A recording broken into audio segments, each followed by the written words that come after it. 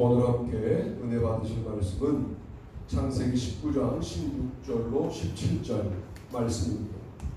우리 함께 찾아서 합독하신 후에 말씀을 나누겠습니다. 창세기 19장 16절로 17절 읽습니다. 그러나 롯이 지체하매 그 사람들이 롯의 손과 그 아내의 손과 두 딸의 손을 잡아 인도하여 성 밖에 두니 여호와께서 그에게 자비를 더하심이었더라. 그 사람들이 그들을 밖으로 이끌어낸 후에 이르되 도망하여 생명을 보존하라. 돌아오거나 들에 머물지 말고 산으로 도망하여 멸망함을 면하라. 아멘. 오늘 저는 일하시는 하나님, 그분이 무엇을 목적으로 일을 하시겠어요? 지존하시고 완전하셔서 일하실 필요가 없는 분, 그저 존재하시면 되는 분이죠. 그런데 일하세요. 여러분만 일하는 줄 알지만 창세기의 창조 역사가 하나님의 일이었고요.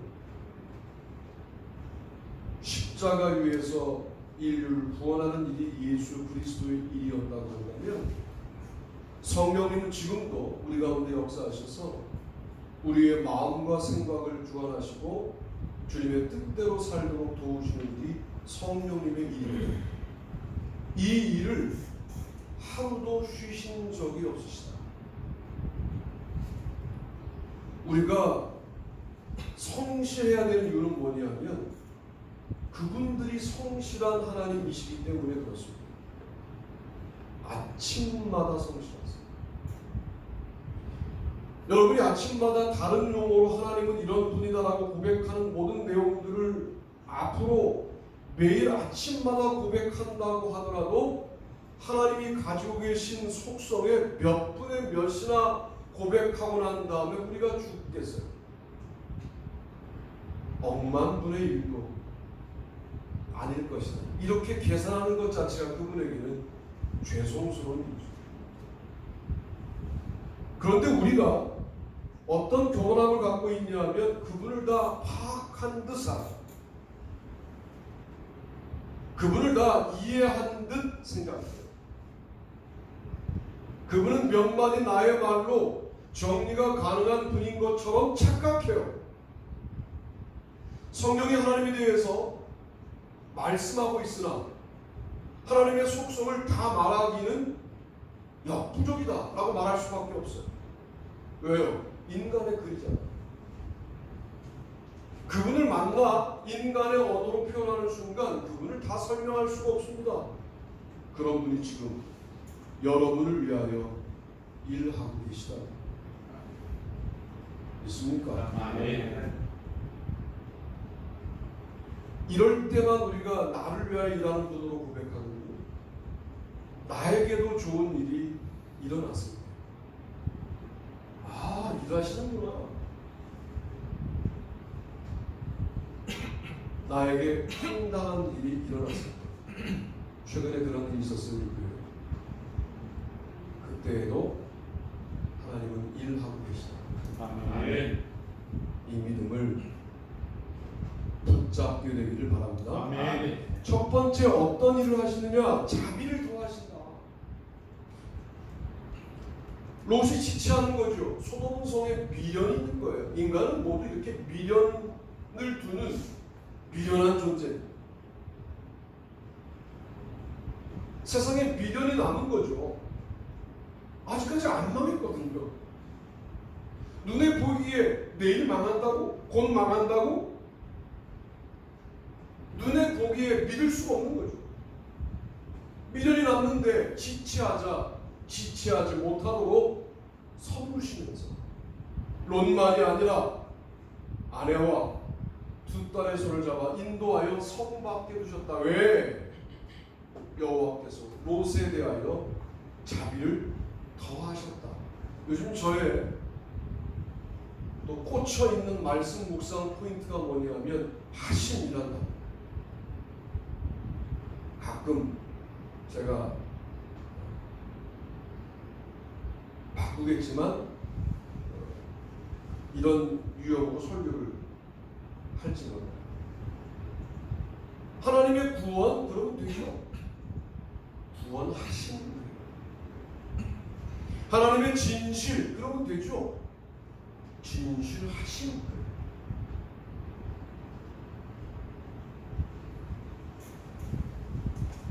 중요한 가치를 헬라어 히브리어에서 동명사적 표현으로 쓴다는 사실을 발견했어요. 이게 하나님의 일하십니다.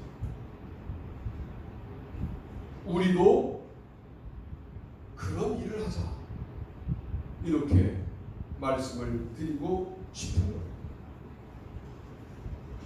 롯의 아내는 기회를 주어서 끌고 나오는데 다시 돌아보아 소금 기둥이 되어버렸습니다. 미안하지만 구원에는 각자의 믿음이 적용되는 것이죠. 첫 기회는 물론 아내까지 주어진 기회였으나 다시 돌아보자 소금 기둥이 되어버렸습니다. 하나님의 자비하심을 의지해야 합니다. 하나님의 자비하심이 점점 더 더해지지 않는다면 우리가 어떻게 여기 나와서 예배하고 살아갈 수 있겠습니까? 우리가 어떻게 구원 백성인 척하고 살아갈 수가 있겠습니까? 하나님의 자비하심 때문에 오늘도 우리가 예배를 드릴 수 있는 겁니다. 하나님의 인도하심으로 나타나죠. 자비하심은 손을 잡아 끄시는 하나님의 사자의 하나님의 사람의 인도하심으로 나타나는데 그래도 우리는 두고 온 것들을 바라보는 거예요. 하나님이 인도하시는데도 이 인도하심이 정말 좋은 길에 대한 좋은 길이라고 하는 사실에 대한 확신이 없는 거죠. 저기 남아있는 게 더 좋을 것 같은 생각이 있는 거예요. 왜? 주님이 인도하시면 집도 없고 아무것도 없는 성 밖에 두시는 건데 이게 뭐가 좋은가? 저기 내 집이 있는데 라고 여길 공산이 큰 거죠. 하나님의 인도하심은 처음에는 손해처럼 보입니다. 그러나 소돔 땅에 불이 떨어지는 모습을 볼 때 드디어 알게 되는 거죠. 그 인도하심이 나를 살리신 거구나 하는 사실을 그제서야 아는 게 인간의 미련함 아닙니까? 주님이 나를 인도하실 때 당장은 손해보는 것 같아도 주님의 손에 이끌려 그 인도하심을 따라가는 우리가 되기를 바랍니다. 소돔에서 죽을 수도 있었을 롯의 가족들을 하나님은 자비를 더하심으로 구출하십니다. 하나님의 넘치는 자비하심은 우리를 구원하기 위한 하나님의 일하심입니다.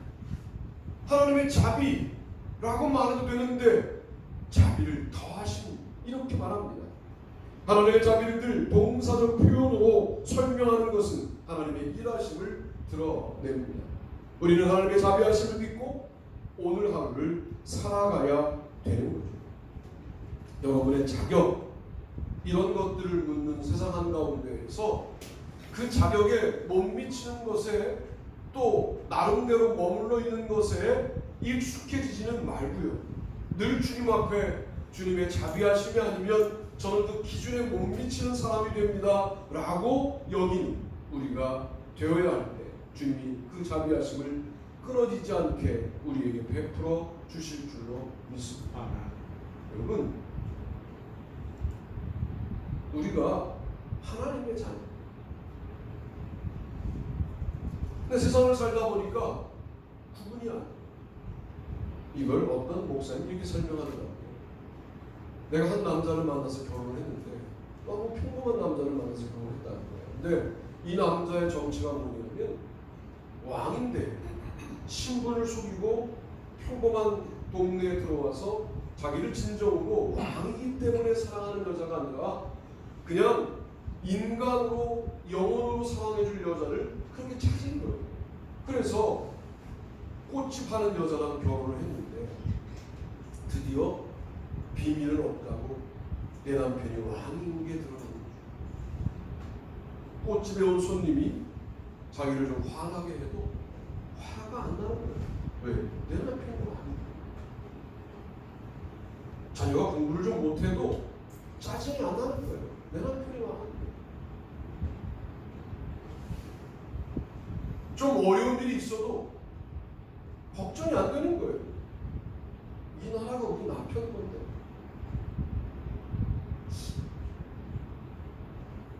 우리 하나님의 자녀예요. 힘든 일이 있으시죠? 그렇다고 하나님의 자녀인 것이 취소되었습니까? 아니라고 한다면 나를 위하여 여전히 일하고 계신 하나님의 자녀로서 당당하게 오늘을 살아가시길 바랍니다. 아멘. 두 번째는요, 우리 제목과 본문을 읽어봅니다. 시작. 진실하시다 야곱이 믿고 이르되 내 조부 아브라함의 하나님 내 아버지 이삭의 하나님 여호와여 주께서 전에 내게 명하시기를 내 고향 내 족속에게 돌아가라 내가 내게 은혜를 베풀리라 하셨나이다. 나는 주께서 주의 종에게 베푸신 모든 은총과 모든 진실하심을 조금도 감당할 수 없사오나 내가 내 지팡이만 가지고 이 요단을 건넜더니 지금은 두 때나 이루었나이다. 아멘. 창세기 32장 9절로 10절 말씀입니다. 야곱 이야기죠. 모든 은총과 모든 진실하심. 여러분, 우리가 진실하다고 해봅시다. 우리가 아무리 진실하다고 하더라도 하나님의 진실하심 앞에 우리를 갖다 놓으면 거짓된 존재인 거죠. 그러니까 내가 너보다는 진실하다라고 하는 것으로 우리의 삶의 기준을 삼으면 우리는 참 공허한 삶을 살게 될 가능성이 높습니다. 모든 진실하심으로 우리를 대하시는 주님 앞에 우리가 우리 인생을 맡겨야 되는 거죠. 그거 거짓말이잖아 라고 말하지만 나는 안 합니까? 그 거짓이라는 말을 정돈하지 말자는 말이 아니라 정리하되 나도 거짓말하는 존재라는 사실을 인정한 채 말하고 그래야 권면이 되고 그래야 사랑으로 느껴지는데 나는 완벽한 존재인데 너는 거짓말하는구나 하고 말하면 공격이 되고 상처가 되죠.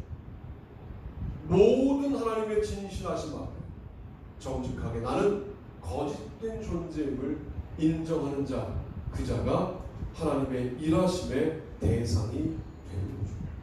우리가 그런 존재가 되기를 바랍니다. 아멘. 하나님은 나에 대하여 진심이세요.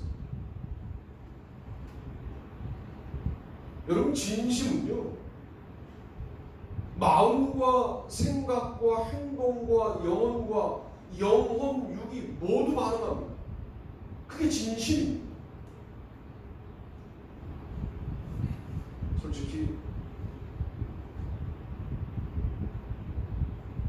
국가대표 축구 경기를 뛰는 선수들 중에 몸값이 대단한 친구들이 있잖아요. 열심히 뛰다가 부상당하면 이번 시즌 망치고 1년에 벌어들여야 될 1,000몇백억 날아갈 수도 있는 거거든요. 나라에 대하여 진심을 보이는 거죠. 그래서 우리가 진심이 반영된 그 경기에 반응합니다. 좋아하고 아는 거예요. 아, 정말 나라를 사랑하는 마음으로 뛰는구나. 그래서 순간 우리도 애국자가 되어서 일본에게는 절대로 지면 안 돼. 이런 마음도 들고. 베트남, 그래, 우리랑 친한 나라지만 안타깝지만 우리가 이겨야 되겠다. 이렇게 마음을 먹는 거죠.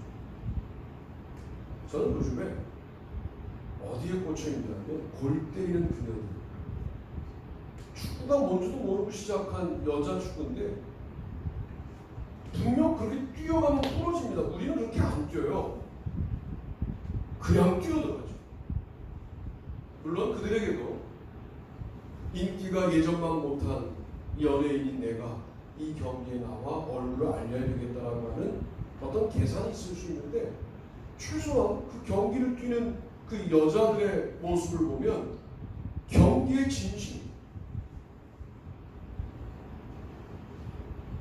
우리는 신앙생활의 진심이어야 돼요. 하나님이 모든 진실하심으로 우리를 대한다면 우리도 그분을 우러러 보는 일에 진심이어야 합니다. 뭐라도 하자. 개척교회는 뭐라도 하자가 그 교회 프로그램이에요. 다음 학기에 서울 장신에서 요한계시록 맡았는데 어떤 권사님이랑 통화하다 보니까 우리 그거 세미나로 합시다. 하도 요한계시록은 이상한 인간들이 뭐 주님이 곧 오신다 그랬는데 뭐 며칠에 오신다 이렇게 계산하고 난리들을 펴서 골치 아픈데, 아니야 왜 프레임카드를 걸고 우리 서영선 목사님이 요한계시록 특강을 한다 그거 해놓고 야 프레임카드 걸렸는데 하면 안 되고, 여러분들이 사람들을 초청하여 함께 세미나가 될 수 있도록 해보자. 그래서 내가 일방적으로 8월 초부터 하겠다고 올렸어요. 예배시 하는 거니까 임원회를 7월 첫 주에 통과해야 하나 일단 올렸어요.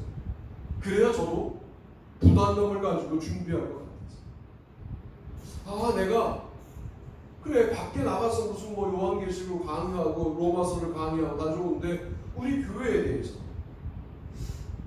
내가 진심이어야 되겠다, 그런 마음을 갖게 되는 거죠. 만약 이렇게 해서 우리가 오후 예배를 그렇게 드리게 된다면 사람들이 올 수 있도록 오후 예배를 좀 뒤로 밀어서 예배를 좀 계획하고 기획할 필요가 있겠다. 여러분, 우리가 하고 있는 모든 일들에 대하여 진심이어야 합니다.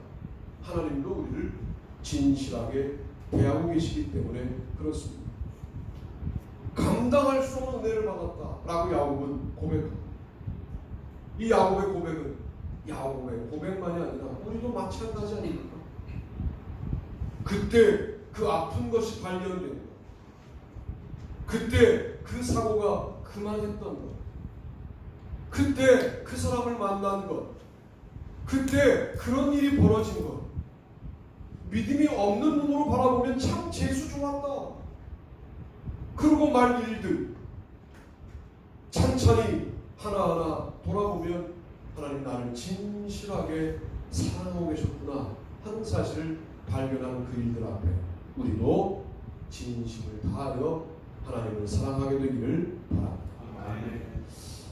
세 번째는요, 이것인데요. 우리 함께 말씀을 읽어보죠. 읽습니다. 시작. 함께 하셔서 형통하게 하신다.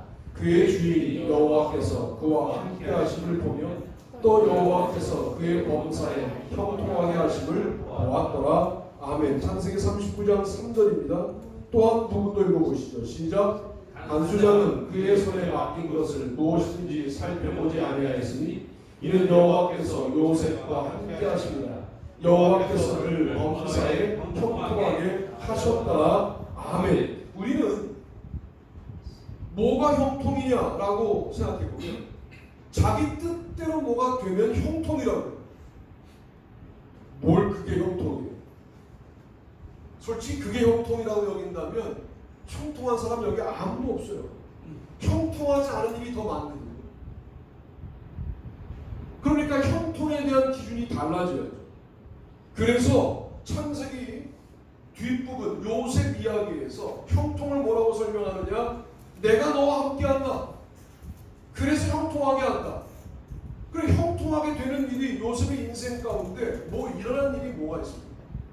보디발이 지금 요셉을 통하여 주님이 함께 하시는 사람이다, 주님이 형통하게 하시는 사람이다 라고 보고 있지만 요셉 개인으로 볼 때 낯설고 물설고 말설고 이런 이집트 땅에 와서, 그것도 우리 집도 아니라 보디발 집에 종으로 오게 된 자신의 형편이 무슨 형통입니까? 여러분의 기준으로 볼 때 형통일 수 없는 조건을 살고 있지 않습니까?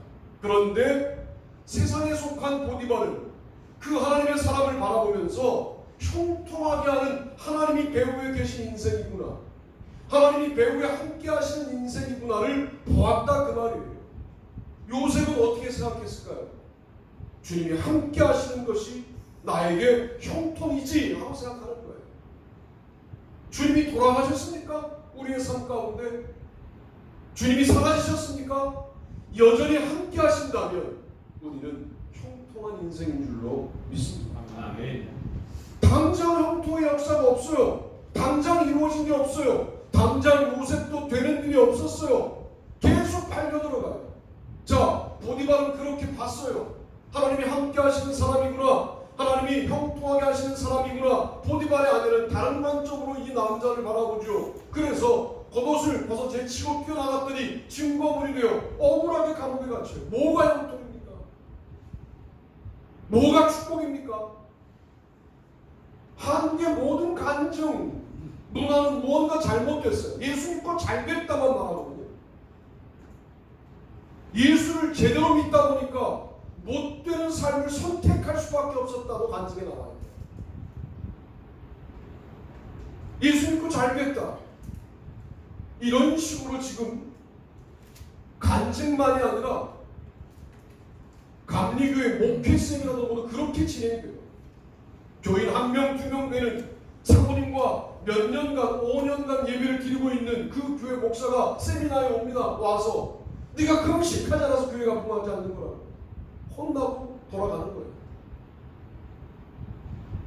금식을 왜 안 했겠어요? 노는 안 했겠어요? 그 안타까운 목사님이 노는 안 하고 넘어갔겠습니까? 그러다가 이도저도 안 되니까 주저앉고 있을 때 선배들이 그렇게 할 일이 아니다.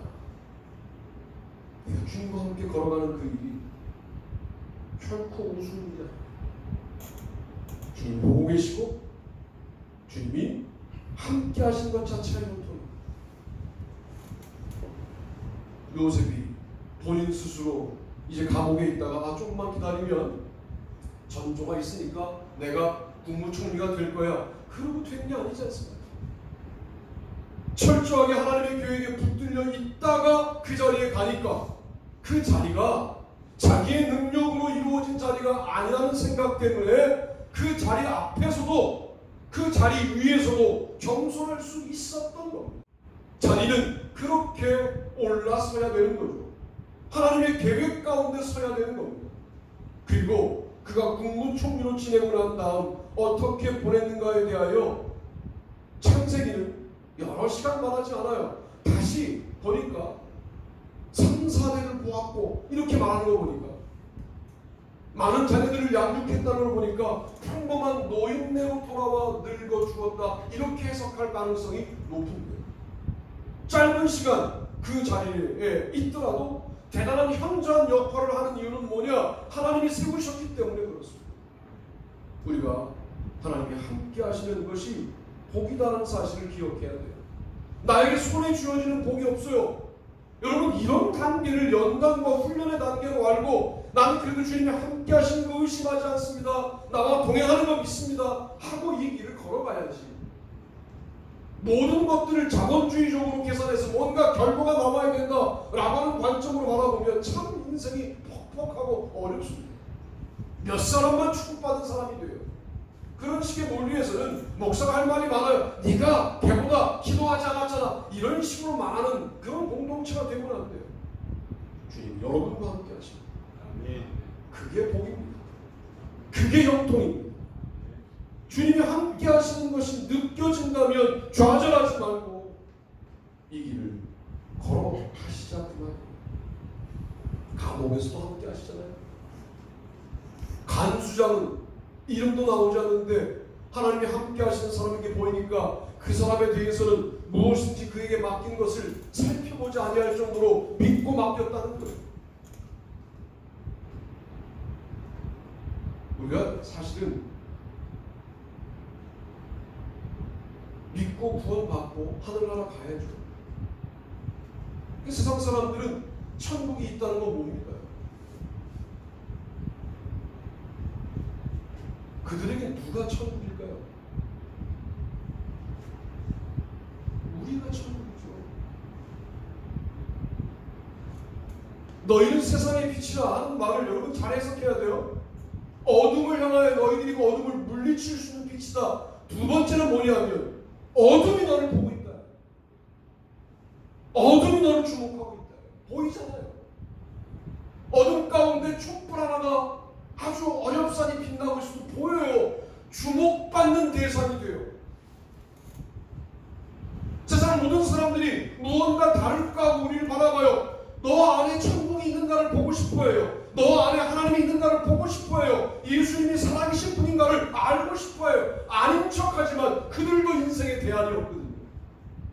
그들도 인생에 답이 없어요. 이 사실을 너무나 분명하게 알고 있는데 답이 없으니까 아주 청량 음료를 마시듯 그냥 순간적으로 나를 시원하게 하는 일들, 주식, 코인, 돈, 여자, 명예, 권력 이런 걸로 그냥 한번 마시고 많은 인생을 지금 살고 있는 그들이 이런 거 말고 영원히 목마르지 않는 답은 없을까를 보고 있는데 그 답이 누구냐?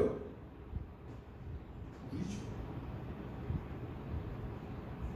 아무것도 없는데 주님이 함께 하신다는 사실을 믿고 꿋꿋하게 걸어가는 여러분을 보며 그들이 충격을 받는 거예요. 뭔가 있다라고 여기게 되는 거예요. 걸어다니는 교회, 걸어다니는 하나님, 걸어다니는 예수님, 걸어다니는 성령님, 걸어다니는 천국으로 여러분이 살아주셔야 돼요. 주님이 함께 하십니다. 오늘 말씀을 마무리하면서 선교지에서 일어난 일을 말씀드립니다. 주님이 얼마나 이것을 원하시는지. 저는 개척교회가 선교지라고 정해요. 여기 선교지예요.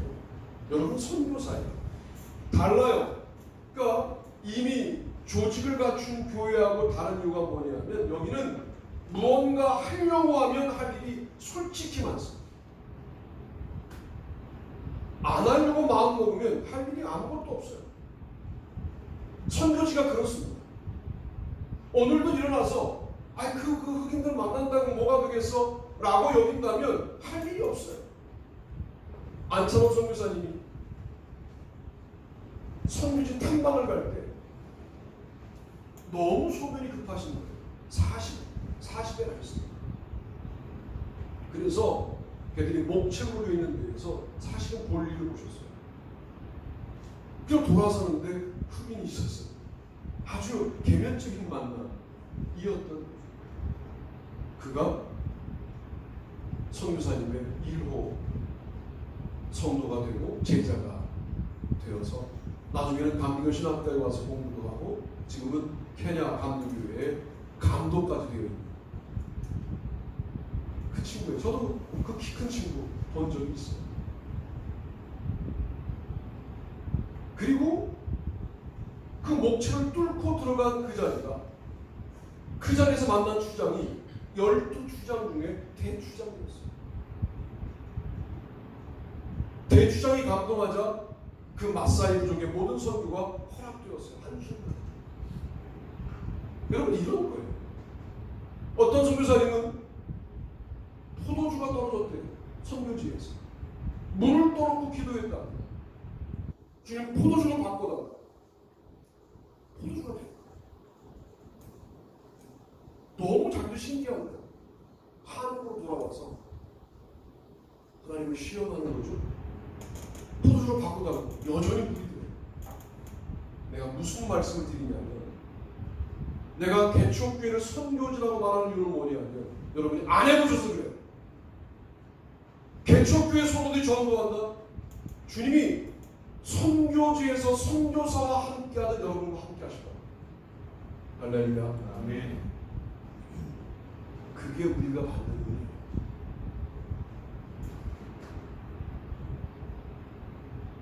선교지와 같은 은혜가 저는 개척교회 목사와 성도들에게 있다고 믿어요. 여기는 한국에 있는 선교지. 여기서 하나님의 자비하심을 의지하고 하나님의 진실하심을 의지하고 하나님의 함께하심을 의지하여 그것이 형통임을 고백하고 살아요. 저와 여러분이 되시기를 주님의 이름으로 축복합니다. 아멘.